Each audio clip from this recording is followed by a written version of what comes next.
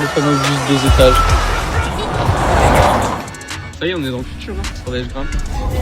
Ces animations, ça vous parle? Il fait la promotion des plus grandes marques au monde et est aujourd'hui partenaire Adobe. Je parle bien évidemment de Léo Lorini. Bienvenue dans Mood.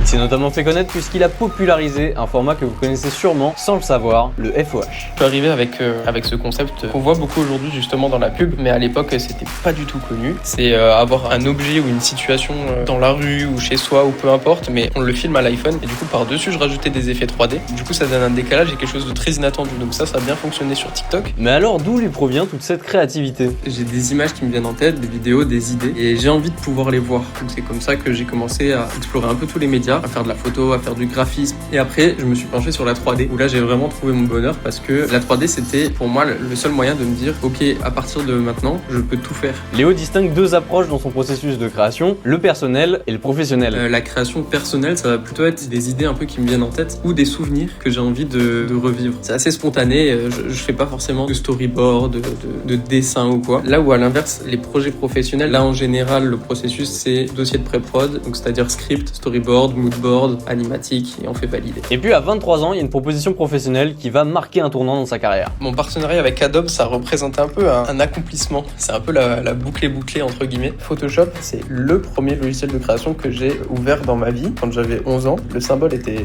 très fort pour moi et au-delà de ça, les sujets qu'on travaille ensemble sont hyper intéressants et sont hyper libres d'interprétation. Et pour finir, un conseil de la part de Léo Lorini. Selon lui, c'est une période idéale pour se lancer avec tous les nouveaux outils, notamment l'IA. Alors attention, ne tombez pas dans la facilité. C'est un moyen au début d'aller plus vite, c'est plus gratifiant, mais évidemment, continuez à apprendre pour vraiment maîtriser ce que vous faites. Merci Léo, et sur ce, à bientôt.